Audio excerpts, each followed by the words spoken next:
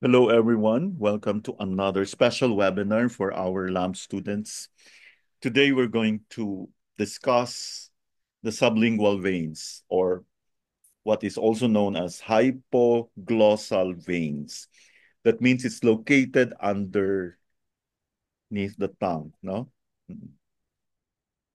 Or on the back surface of the tongue, okay? It is always important to examine the sublingual veins, and you should note their color and thickness. That is why I was so excited. In fact, this triggered me to really give a presentation on sublingual veins because there was one very good practitioner, almost a CAA, di ba? And I'm proud of her because she was able to show the difference between before the treatment and after the treatment. And there was a very big change in the thickness and the color. The patient should touch the palate with the tip of the tongue. Okay.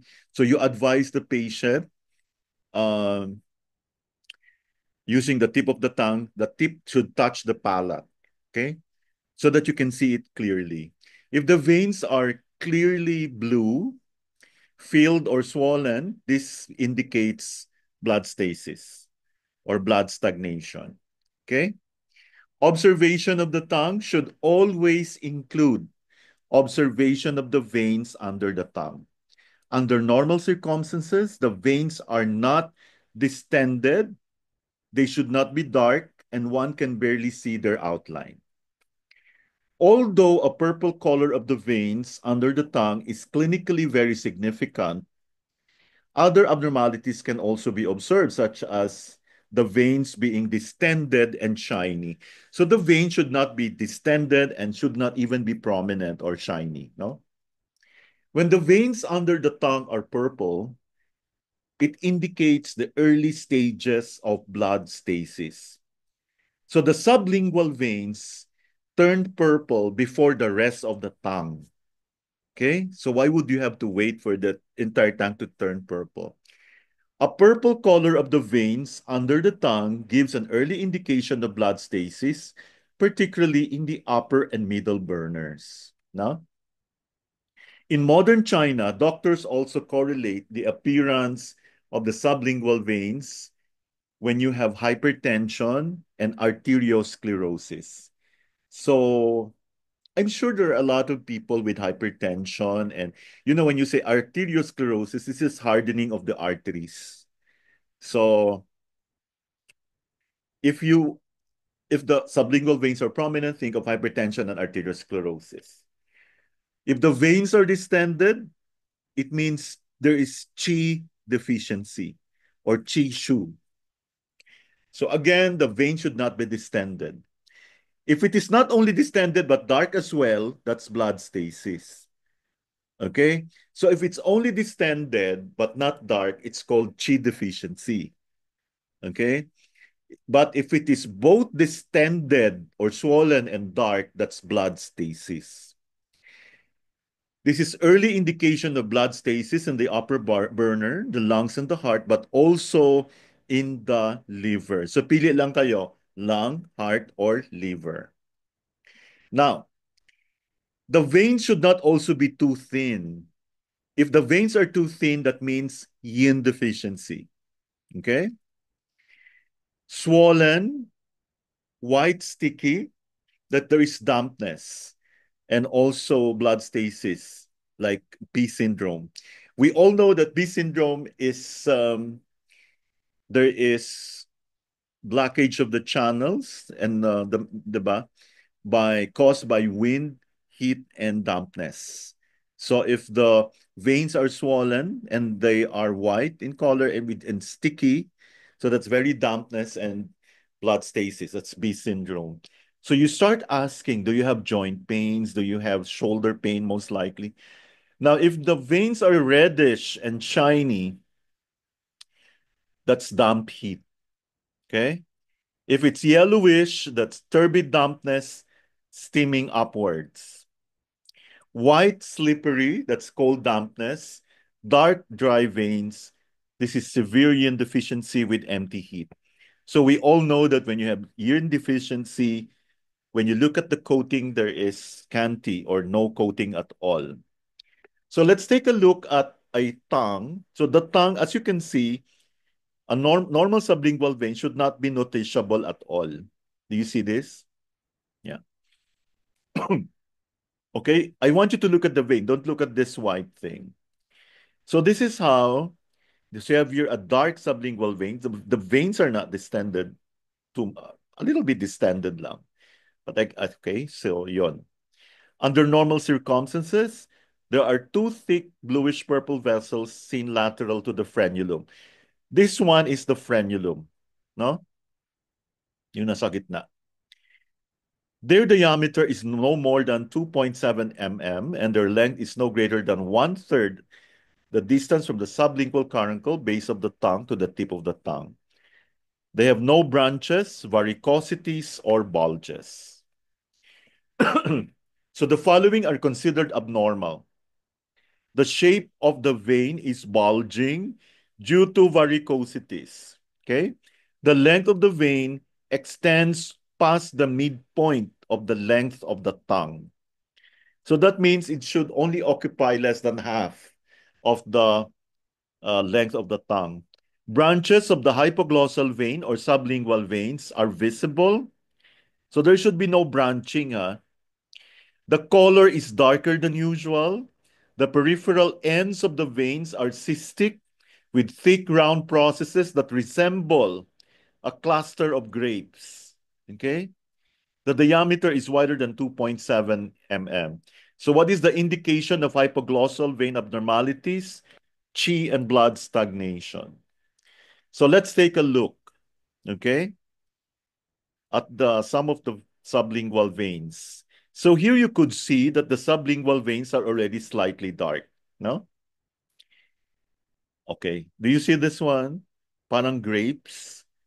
So think of, yeah, blood stasis already. Just like moving. Any comment? It's Dark not and, yung slides not moving. I'm sorry, I thought, sorry, what happened? Why are the slides not moving? There, can you see the slides now? There. Thank you for that. Thank you. Well, you let me know, huh? I think yeah, it's raining outside, so no Mm. wonder the internet is not so good. Anyway, take a look. Here you could see this is also abnormal because the sublingual veins are already s- slightly dark, no? Mhm. Here, they're not only dark, they're also distended. Hmm? O parang grape siya. Okay? Ay, grabe. And Mine then are worse. here, this one is very dark on the left Yung side. Mhm. According to Mine are worse than the worst one. Grabe. Halos okay. umabot nga sa tip eh. yung sa akin, yung sa first photo. Yung Mhm. sa'yo, okay. Slightly Mm. dark. Okay, tignan nyo to ha. Glistening, yellowish and shiny, damp heat. Grabing dam. Oo. Ano kinain ko? Mm. Very slightly purple sublingual veins on the right side here. Okay. Definitely this is branching, oh. This is bad, no? Mm. Lalo na yan. So good Ay, luck. grabe ng branching nung sa akin. Okay. Now, everyone should take a screenshot of this one, no? Sublingual veins in relation to modern diseases. If the veins are dark purple, dark purple ha, masyadong dark yung pagka-purple niya. There is blood stasis in the heart and or lungs. Pili ka lang. I think it's both. So what does this mean? The patient may already have early signs of um, coronary heart disease. So dapat magpatingin na siya. He should consult as a cardiologist already. Okay? In some cases, it can indicate hardening of arteries in the brain. Okay? So you have to, and if the results came in as negative, then you should tell the patient to still continue with the treatment. Okay, I have a patient before, when I look under the tongue, I advise the wife, okay, you should ask your husband to seek consult sa cardiologist. Sabi niya, I know, we already did a lot of tests, even angiogram, negative daw lahat, no? ECG, 2D echo, everything. 6 months after, the wife came to me and she told me, you were right. Okay, they had to spend more than $1 million Naku. yata because the patient was admitted sa CCU, ICU, no? Coronary Care I Unit, see. and died after 2 weeks. Yun. Oh my God. Wow. Babilis. So that means even if you have all the modern tests, they are not a Mhm. guarantee that you don't. That's why there are people, no, diba? They spend so much money already on tests. Some have spent Mhm. $1 million, but yet Mhm. they don't feel good in spite of the negative ang tests. Okay? Kasi, Yes. Doc, meron po akong mga book na nabasa na hindi mo lalabas sa mga test hanggat hindi umaabot na ng 65 to Severe. 80% yung damage. Pagka nag Um, 50% damage yan, walang makikita. Parang mukhang normal pa rin. Kaya Kaya nga kapag eh. may nakita na, diretso Mhm. na. Okay. Hindi po Okay. katulad ng sa atin, ang diagnosis natin, andyan na agad, Oo nga. kasama ng symptoms. So if they Yeah, that's don't want... true. Kasi yung iba sasabihin walang nararamdaman. Mhm. Totoo Oo. yan. And kasi yung tolerance nila kasi parang nasanayan na nila, akala na nila normal yun. Kaya sasabihin nila walang nararamdaman. Mhm. Uy, pasensya na kayo ha. Pero, English ako kasi may isang nagbash. mm, Sabi niya, I don't understand Filipino. Adi, wag ka man. oops, okay, But anyway, okay. sige, we can see, well, this is our channel, so we're Filipinos. So let's Doc, just sir, Okay, tag. Doc, okay, English na lang. Question. English naman yung lecture. Uh, Will you show your face naman, Madam Madam Trix? ay, Yeah. You should show them that you used to be a model. Ayoko. No, I'm not. Paano ka makakakuha ng bago niyan? Ayoko. Matagal pa yun. Wala ba sa... Yes, question. Yeah. Doc, share po ako dun sa sinishare mong tungkol sa tang na nakakapag-save talaga ng mga tao, ng patient pag marunong tayo tumingin. Ang laking tulong po niyan. Kasi may Yeah. experience ko. Tama. Yung tang ano niya. Kasi nung tiningnan ko po, ang grabe po talaga yung purple color na nung sublingual Oo. veins. Ako po, dahil malayo po yung place, mga Mm. magta-travel kasi sila ng mga 6 hours bago makarating sa hospital. Nung nakita ko po yun, talagang pinus ko yung family niya. Itakbo niya sa ospital dahil prone na talaga po siya sa stroke. Talaga po, pagdating niya dun, sabi nung doktor, salamat at naidala niyo dahil malapit na siyang ma-stroke. Yun po yung malaking tulong na Yeah. nadadiagnose ng tang. Okay, mm, pakilala ko muna ha, yung narinig yung boses na Si Ma'am pamilya. Ay, si Ma'am D Pakilala ko syndrome. muna kayo, Madam Mildred. We would like to acknowledge the presence of the certified acupuncturist from Apayao na may malaking wow. project for the PWDs nationwide. And you know, Apayao is parang malapit na sila sa West China Sea. Hindi Ano, pa. Malayo pa ba? Kalingap pa daw. And Hindi usually, po, yan yung malapit po sila sa gitna. unang lang, dinadaanan ng bagyo. And Sa ano, if that's Kalinga Apayao, it's in the middle north. okay.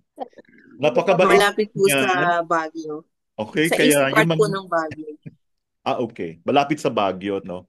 Kumusta kayo Opo. dyan, Madam Mildred? Please meet our new students. maulan po. Mm. Lagi po dito Hi, Ma'am Mildred.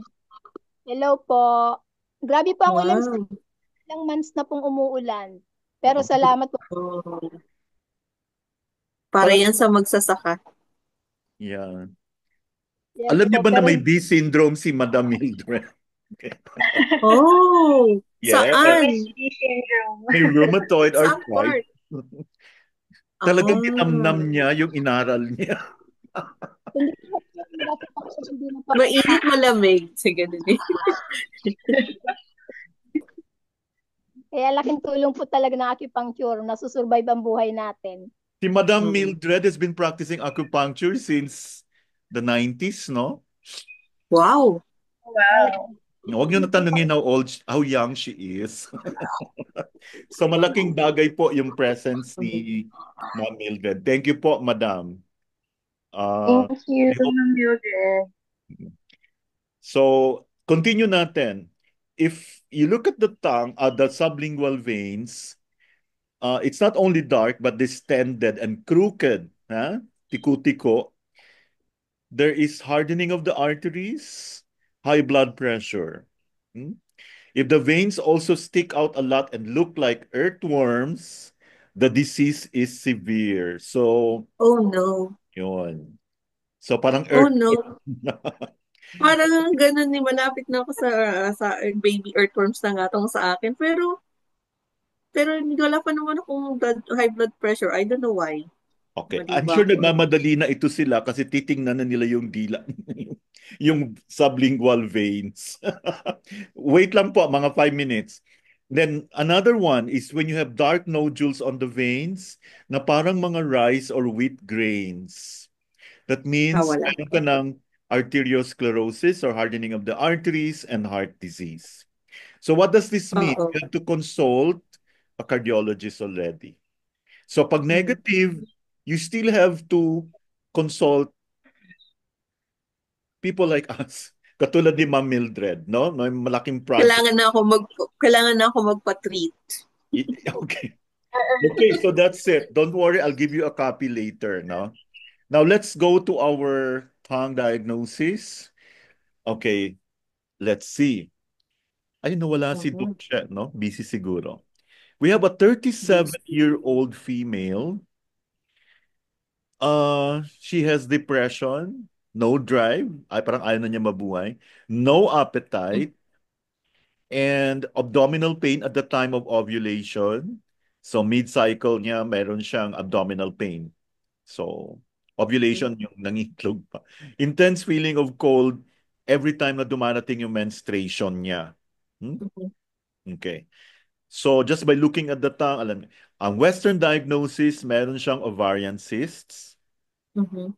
Background, excessive worry due to unemployment. So wala siyang work. Mhm. Mhm. Overconsumption of sweet foods and Mhm. emotional problems. So wala ng Mhm. work, maraming emotional problems, and mahilig sa sweet. Mhm. Overconsumption. Mhm. Tongue description. Okay, tingnan natin dito. The tongue is pale, swollen, with teeth marks. No? So the Chinese diagnosis is spleen-yang deficiency. I think Mhm. this is really spleen-yang kasi she feels cold every Spleen time yan. parating yung menstruation. And there is already dampness, accumulation of dampness. Yung consumption of sweets kasi po, Dok. Yeah, Over. dampness talaga. At saka, if you Yes. look at the tip of the tongue, it is red and slightly contracted or shrunken ng konti. Do you see this? It's red. So what does this mean? Meron siyang empty heat resulting from yin deficiency, no? Mm. So, yeah, heart blood deficiency with heat from Mhm. deficiency in the heart. Oo, kasi, Mm. you know why? Yung tip niya is down, hindi pa Crooked. taas. Okay? Crooked. And then the coating is slippery, light yellow, and thin. So, as you can see here, there is food stagnation, sabi dito, So, accumulation of turbid dampness. So, let's go back to the, tinan natin kung nagko-coincide ba. So, depression. We all know that depression can really, really affect um, our chi, no? Primarily, yeah. kaya wala na siyang drive. And this has caused more dampness, no? No appetite. So, no appetite, this is a red flag, okay? spleen chi deficiency yan. But again, it's already yang deficiency kasi Mm. every time dumarating yung menstruation niya, may intense feeling of cold. And again, there is abdominal pain at the time of ovulation. Mhm. And then when you have a diagnosis of ovarian cysts, cysts are usually phlegm, a dampness, no? Mhm. Okay, so Yes. based on the history, yung background niya, excessive worry due to unemployment, overconsumption, and emotional problems. Emotional problems will definitely affect the liver, right? Mhm. Yes. So when the liver is affected, it overwhelms the spleen, and then worrying pa. So this is what happened. Mhm. Kaya you have a pale tongue. And what do you think could have caused the heart to become deficient? Is Sa it because spleen of, niya, Doc. yeah, ang galing naman, wow. Mm. Ibang Sa klase, spleen Mm. niya. ang Kasi galing. di po Oo. form and transform Nagko-consume. spleen niya mula sa Gucci niya. Kaya nagkaroon nag-stagnant sa blood, sa heart niya. Kasi usually, the usual scenario here, if you have spleen chi or spleen yang deficiency, affected ka agad yung heart, di ba? Because Mm-mm. hindi ka Mother gain. nakakapag-transport and transport. So, hindi ka Mm. makagawa ng blood. So, walang ipapump si heart. Kaya nagkakaroon ng heart blood deficiency. Okay? Yes. And what else? So, it's definitely deficiency. As you can see, the tip is pointing downward. And then when you look at the coating, kasi syempre naman, di ba, mahilig sa sweets, and then emotional Dump. problems. Remember, emotional problems will affect the liver, and also it will impact the skin. No? Yan, And so, mukhang sticky. yeah. So if you take a look at the although hindi talaga nakikita pa yung liver dito kasi parang Parang swollen. Swollen. Swollen. So Mm. any Mas comment? swollen siya sa gallbladder area.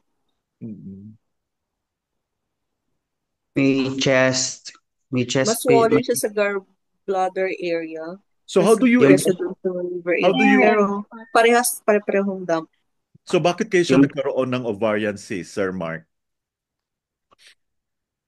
Di ba ang cyst po natin is phlegm po siya or dampness. Nagsisimula po ito sa spleen niya po. Okay. So dampness. Kasi ang dampness kasi po pababa. So, ang accumulation ng phlegm, imbis na pataas siya, pababa. Oo. Leaking po siya downward. Kaya nagkakaroon siya siguro sa sa stomach niya. Okay. So this is still dampness kasi wala pa tayong nakikitang phlegm, no? Hindi pa rough yung kanyang coating. At saka ovarian cyst lang naman yan no?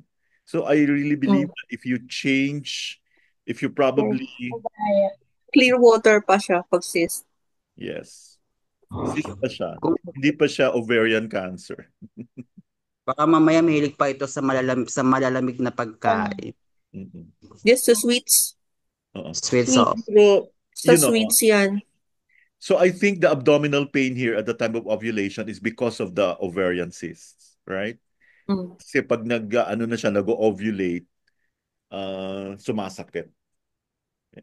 Nagka-cramps. Yes. Ang galing. Kasi water din, parang water, So, yung nag-obstruct yung water. So if you were the Masakit. clinician, Sir Mark, what will you do? Ano po, Doc? Anong gagawin natin dito sa patient? Treatment. Yung sa dampness niya po, kailangan po i-tonify po natin yung spleen po nito. Okay, Tapos, kasi pag na-tonify natin yung spleen, na-address mo yung spleen yang deficiency, do you think you can help improve the heart blood deficiency? yes po, Doc. Makakapag-transport and transport na po ang ating Hindi pa, since young yung deficiency niya, magdudu 40 ka, ay do 20, kasi young yung problema niya, hindi lang spleen Ito-tonify mo rin yung young niya. yang Yes. tapos spleen, ida-direct mo yung yung tonification ng yang mo doon sa spleen or yung sa spleen doon sa yang. Hindi Kasi ba kung kayo, spleen lang. hindi ba kayo magmamoksa? Mamumoksa ko po siya. Bumoksa po kasi nilalamig po siya eh. Mm-mm. Okay. So do you think ma-address natin yung kanyang craving, overconsumption of sweet food? Pwede Dok. po. So I Tsaka think yung sa stomach niya rin, Dok, aayusin din. okay. So do you think saan nagmula yung depression niya? So most probably dahil sa unemployment, no? Hmm. And then habang kumakain siya Yes. ng sweet food. Nag-i-stress eating. Yeah. Nag-overeating po. Stress eating. May problema kain ng kain. Okay. Intense Kaya feeling. nagkaroon. Every time dumarating yung mens niya, intense feeling of cold. Okay. Then may abdominal pain Young pag deficiency. naka-ovulate. Okay. Nagkaroon siya ng... That's Yes. Young deficiency. So Young deficient. anything else, Madam M, before nila malaman na you are a vision. Hey, dyan si Sir You're the Martin po. Ay, si Sir Mark din. O i-friend nyo yan si Sir Mark kung gusto nyo. Ano ba ngayon? At Tuesday pa naman ngayon. Okay. Tuesday, malakas ako pag Wednesday. Ay, wag na ba kayo? May mga tatawag pa galing sa ibang bansa. Ay, marami po akong clients sa ibang bansa po. Mas marami po akong natitreat ng distant healing kaysa sa local healing. Okay, kung gusto nyo kaibiganin si Madam M, saka si Sir Mark, hindi po sila nanlitin. Ay, hindi lang ako nag-exercise ng mahalayuan ha, pang malapitan lang. Oo. Mag-astral projection ka to. Ay, wag. Actually, Astral projection. Oo. gusto mo, Nagawa ko yun naligaw ako eh. oo. Okay. Thank you so much for joining, and we hope to see you again next time.